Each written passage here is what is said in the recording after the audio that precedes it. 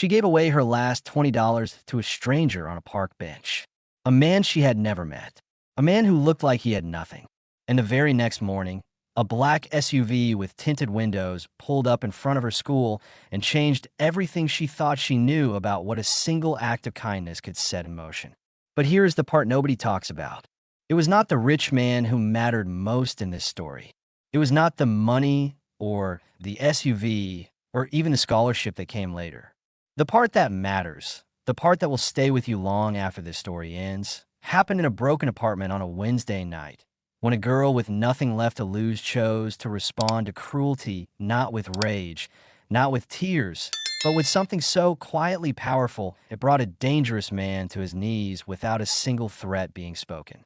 This is the story of Maya Johnson. And if you think you already know where it goes, you do not. The apartment at the corner of 63rd and Halstead had a radiator that clanked all winter like something trapped inside the walls, a front door whose lock only worked if you lifted the handle at exactly the right angle, and a kitchen window that let the Chicago wind whistle through a gap no amount of tape had ever truly sealed. Maya Johnson had lived there her entire 17 years of life, and she loved it the way you love a place that has held you through everything, even when the shelter itself is imperfect.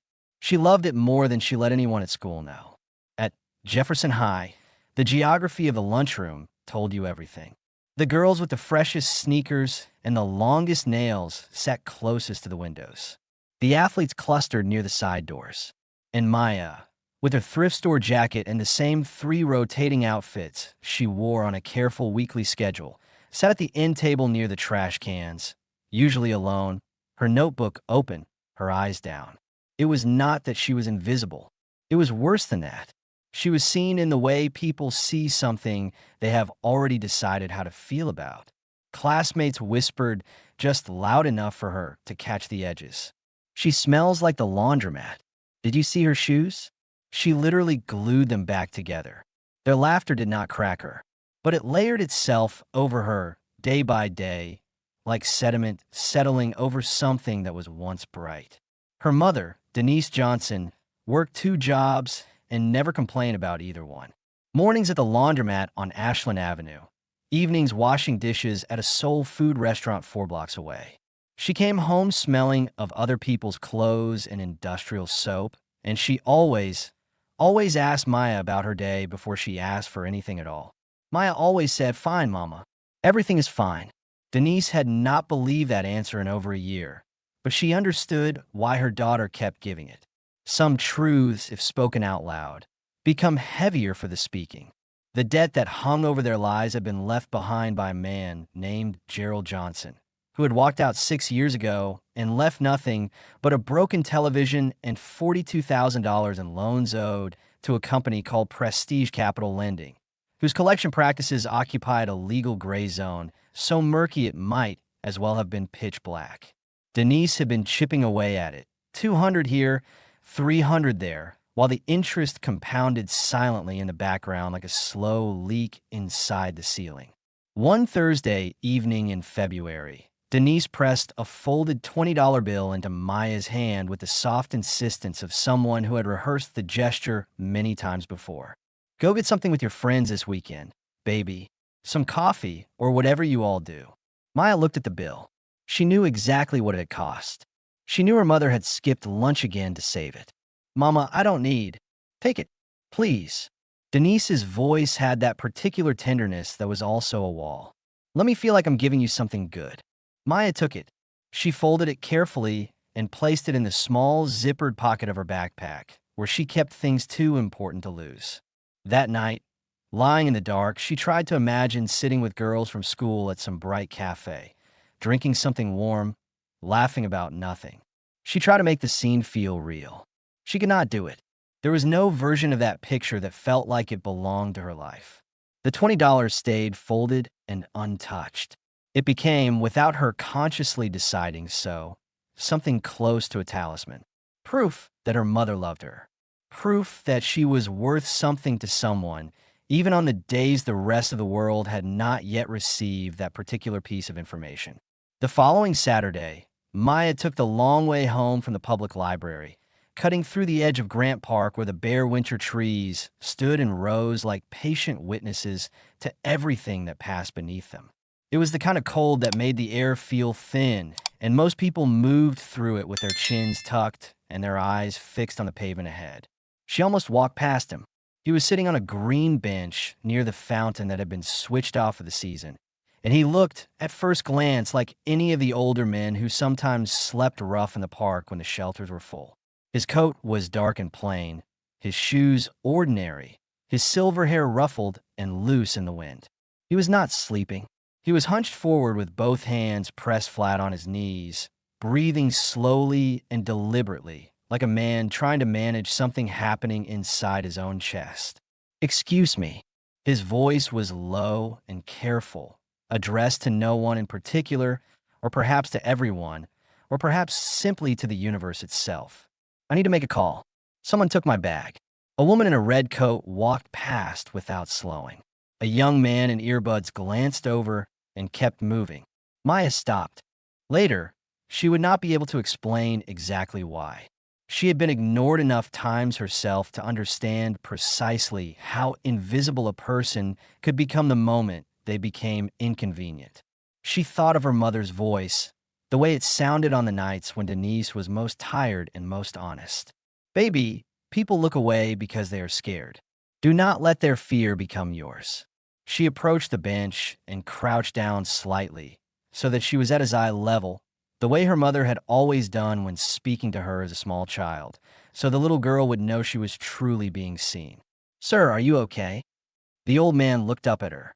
His eyes were gray and sharp, and, underneath the current of obvious discomfort, deeply attentive. He looked at her the way very few people ever looked at Maya Johnson, like she was someone worth looking at properly. "I had a dizzy spell," he said carefully, "and while I was sitting here, someone took my bag. My phone, my wallet, everything. I do not live far, but I cannot—" He paused, and something flickered in his expression that looked very much like shame. "I am embarrassed to ask." "Don't be." Maya had already unzipped the small pocket. She took out the folded $20 bill, the one her mother had pressed into her hand with such exhausted love. She held it out toward him. "For a cab, please." The old man stared at the bill for a long moment. Then he looked at her face, then back at the bill. "This is your money," he said. "I know. I'm a complete stranger to you. I know that too." Then why? Maya thought about it honestly, the way she always tried to think about things. "Because you needed it more than I needed to hold on to it," she finally said. "And because if I were the one sitting on this bench, I would want someone to stop." The old man was quiet for a moment that stretched long and full. The wind moved through the space between them. "What is your name?" he asked. "Maya." "Maya Johnson." He nodded slowly, like a man committing something to memory that he intended to keep. "My name is Vincent," he said. "Vincent Moretti." She helped him flag down a cab. She stood on the curb and watched it pull away into the gray Chicago afternoon. Then she walked home with empty hands and felt, strangely, lighter than she had in months. She did not know, walking away, that Vincent Moretti had spent 2 decades as one of the most feared men in the city. She did not know that he had retired from that life years earlier, after his only son was killed in the kind of violence that Vincent himself had once dealt in without flinching. She did not know that he had spent the years since trying to quietly undo some portion of the damage he had done, funding legal clinics and food programs and youth centers under a foundation that bore his last name, but not his former reputation. She did not know that he had been sitting on that bench, not just because of the dizziness and the stolen bag, but because he sometimes sat in public places alone and tried to remember what it felt like to be an ordinary person among ordinary people. She did not know any of that. She only knew that she had done what her mother had raised her to do. Monday morning at Jefferson High began the way most Monday mornings began for Maya, with the low, familiar hum of cruelty that passes for social life in places where no one has taught the young how to be kind to the unfamiliar. Someone had left a crumpled fast food bag on her desk. A cluster of girls near the window laughed without quite looking at her directly, which was almost more insulting than if they had met her eyes. A boy she had never spoken to told his friend, at a volume designed to carry, that she probably did her shopping at the nearest dumpster. Maya sat down, removed the bag from her desk without a word, opened her notebook, and wrote the date at the top of the page. She was very good at this. She had practiced it into something close to an art form. It was during second period that the sound came from outside. The distinct, low purr of an engine that did not belong anywhere near this neighborhood. Heads turned toward the windows. Maya, sitting near the back, did not look up at first. What is that? A black SUV, polished to a mirror finish, had stopped in front of the school with the quiet authority of a vehicle that had never once worried about a parking ticket. The driver stepped out in a dark suit and opened a rear door with practiced precision. Vincent Moretti stepped on a sidewalk. Even from the second floor, he was unmistakable. The silver hair was combed with care. The coat was cashmere. The posture was the posture of a man who had, at some point in his life, made a decision to stop apologizing for the space he occupied. Maya felt her stomach drop directly through the floor. She was called to the main office 4 minutes later. She walked the hallway with the specific, unpleasant dread of someone who has done nothing wrong and is afraid of becoming conspicuous anyway. Vincent was standing in the center of Principal Harris's office, and Principal Harris was standing extremely straight in a way that made clear he had not sat down since the visitor arrived. Mr. Thompson, her homeroom teacher, the one who had twice this semester spoken to Maya with a sharpness he did not apply to students whose parents drove nicer cars, was also present, and he was holding his hands in front of him like a man attending a funeral. Vincent turned when Maya entered. He crossed the room in 3 steps and extended his hand. "Maya Johnson," he said, "I have been looking for you." He told her he had gone back to the park bench the following morning and asked the staff if anyone knew a young woman named Maya who passed through on Saturdays. It had taken several days of quiet inquiry. Then he reached into his breast pocket and produced the folded $20 bill and a plain white card that held nothing but his name and a phone number. "The 20 is yours," he said simply. "I know what it cost you to give it." He placed the card in her hand beside it. "And this is not a gift. It is a promise. If you or anyone in your family ever find yourselves in a situation where you genuinely do not know where to turn, you call that number. Any hour. I will answer." Maya looked at the card. Its plainness made it feel more serious than anything that could have been printed on expensive letterhead. "I just did what anyone should have done," she said. "Yes," Vincent agreed quietly. "But you were the only one who did." That night, she told her mother only that she had helped an old man find a cab the previous Saturday. Denise nodded and said, "Good, baby. That is my girl." Maya did not mention the card. It felt like something to hold privately, the way you hold a candle rather than a torch. You do not wave it around. You keep it close for when the dark grows very deep. The dark grew very deep on a Wednesday. Maya heard the knock at 8:47 in the evening. She knew, before she heard the voice, that it was not the knock of ordinary intentions. It was the kind of knock with force behind it, something barely contained and not particularly interested in containing itself. "Open up. I know you are in there." Denise was already on her feet, her face a color Maya had never seen on it before. The door held for 3 more strikes. Then something gave, and Dale Cooper filled the doorframe. He was large the way certain men are large, not just in body but in the amount of space they take without asking. He wore a jacket with a company logo on it, the logo of Prestige Capital Lending, which was itself a kind of dark joke. He smelled of cigarettes and something sharper, and he looked around the apartment with the slow contempt of someone cataloging what little there was. "You know why I am here," he said to Denise. "Enough extensions. Tonight we settle, or we start talking about other arrangements." Denise stood between Dale and Maya with the automatic, bone-deep geometry of a mother. "Mr. Cooper, please. I have been paying consistently. I only need a little more time. I promise you I will." "I do not want promises." He picked up the framed photograph from the shelf near the door, the one of Maya at age 7, sitting on her father's shoulders before everything fell apart, looked at it without interest, and set it back. "And if you cannot produce the balance, then maybe we discuss what else is available." He was not looking at the furniture when he said it. Maya moved before she had consciously decided to. She stepped forward and placed herself beside her mother. "Get out of our home," she said. Dale Cooper looked at her, the way certain adults look at teenagers who speak out of turn, with a slow and dismissive amusement that is its own kind of violence. "Sit down, little girl." I said, "Get out." He stepped toward Denise. He reached out one large hand. Maya's hand was already inside her backpack. Her fingers found the small, zippered pocket. They were shaking so badly she had to try 3 times to open it. She pulled out the card. She thought, "I cannot call this man about something like this. He is not a rescue service. This is not his problem. This is too small for someone like him. This is embarrassing." Dale's hand closed on her mother's arm. She dialed. 2 rings. "This is Vincent." Maya's voice came out in fragments. She gave the address. She said there was a man in their home. She said her mother was being hurt. She heard herself say words she had never said to any adult outside her family. "Please, I do not know what else to do." "Give me the exact address," Vincent said, in the same unhurried tone one might use to confirm a restaurant reservation.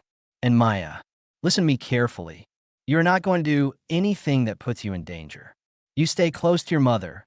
You do not provoke anything, and you trust me to handle what comes next. Do you understand?" "Yes." "Good. I am on my way."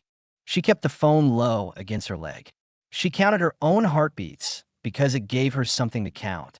She counted 13 minutes before she heard a car stop outside. Vincent Moretti did not come alone. He came with a woman in a gray suit who carried a leather portfolio and who was, Maya would learn later, one of the finest civil attorneys practicing in the city of Chicago. Dale Cooper turned from the center of the room when they entered, and something shifted in his expression, not quite fear, but a kind of recalculation. Vincent looked at him for a long moment without speaking. There was no threat in the look. That was precisely what made it so difficult to stand under. "Please sit down," Vincent said, to everyone, including Dale. Dale did not sit, but he also did not move. Vincent sat at the kitchen table. He set his hands flat against the surface, that same careful gesture Maya had first seen on the park bench, a man managing something internal. He was quiet for a moment. When he spoke, his voice was low and even. "Your name is Dale Cooper. You have a daughter. Her name is Lily. She is 9 years old, and she goes to Garfield Elementary on the west side." Dale went completely still. "I'm not saying that to threaten you," Vincent said.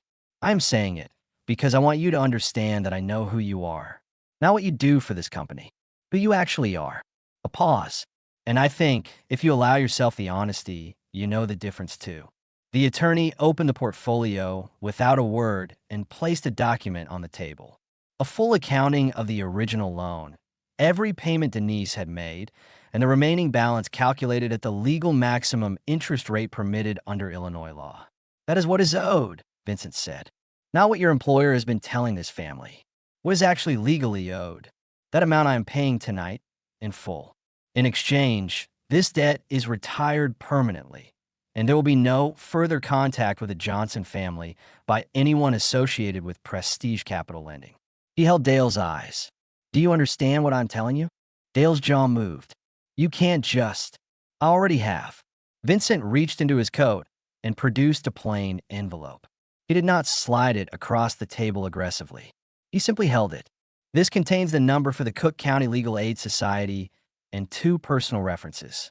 If you want a way out of the work you have been doing, there are people who will help you find it. I will vouch for you personally. That offer does not expire tonight, but it will expire." He set the envelope on the table. "Tonight, you can simply leave." The room held a silence, so complete Maya could hear the radiator in the wall doing its old, familiar clanking. Dale Cooper looked at the document. He looked at Denise, who sat with her hands folded and her chin lifted, wearing the exhausted, undefeated dignity of a woman who had survived every hard thing she had ever been handed. He looked at Maya, who stood near the wall with her arms crossed and her face giving nothing away. Something moved through Dale Cooper's face then. It was not dramatic. It did not announce itself with any outward sign. It was the quiet kind of shift that happens when a person catches, in the space between one breath and the next, a clear and honest glimpse of themselves from the outside. He looked at his own hands. My daughter asked me last week what I do for work. He said, very quietly, to no one in particular. I told her I work in finance. He exhaled slowly through his nose. She said, "Do you help people, Daddy?" Vincent waited. "I did not answer her," Dale said. He picked up the envelope. He held it with both hands for a moment, the way you hold something you're not sure you deserve. Then he put it in his jacket pocket. He looked at Denise. "I am sorry," he said. The words came out rough, like they had been stored somewhere painful for a long time. "I am genuinely sorry for tonight, and for before." He looked at Maya. "I am sorry to you as well." Maya looked at him for a long moment. A real moment, not a polite one. She looked at him the way she had looked at the old man on the park bench, like a person trying to actually see another person. Then she nodded. One small, clean nod that cost her something real and gave something real back in equal measure. "Okay," she said. Just that one word. But she meant it. Dale Cooper walked out. He pulled the broken door closed behind him as best he could. His footsteps went down the stairs and did not come back. Vincent stayed for another hour. He called a repair service about the door. He sat with Denise and Maya and drank the instant coffee Maya made because it was the only thing in the cabinet, and he drank it without comment and without the expression of a man enduring something beneath him. Before he left, he looked at Maya from the doorway. "You know," he said, "I spent many years of my life believing that power meant making people afraid." He shook his head slowly. "What you did on that bench, with $20 and no reason except that it was right, that did something to me that I did not expect." He paused. "I'd been sitting in that park for a long time before you came along. Not just that afternoon." She did not fully understand what he meant until much later, when she knew more of his history, the years he did not describe in detail, but also did not pretend had not existed. What she understood that night, in the wreckage of her kitchen, holding a mug of too strong instant coffee, was something simpler. Goodness is not naive. It is, in fact, the bravest thing available to any of us. And it moves through the world in ways that are impossible to predict and impossible to fully stop once they have begun. The weeks that followed changed the landscape of the Johnson household in ways that were quiet at first and then impossible to ignore. Denise was offered a position as a community outreach coordinator at the Moretti Foundation, a nonprofit focused on economic mobility in Chicago's South Side. The salary was more than she had made at both jobs combined. She accepted with the careful dignity of a woman who had worked for every good thing and was not going to be embarrassed about finally receiving one. Maya received a letter confirming a full scholarship to the University of Illinois at Chicago, funded through the Foundation's education initiative.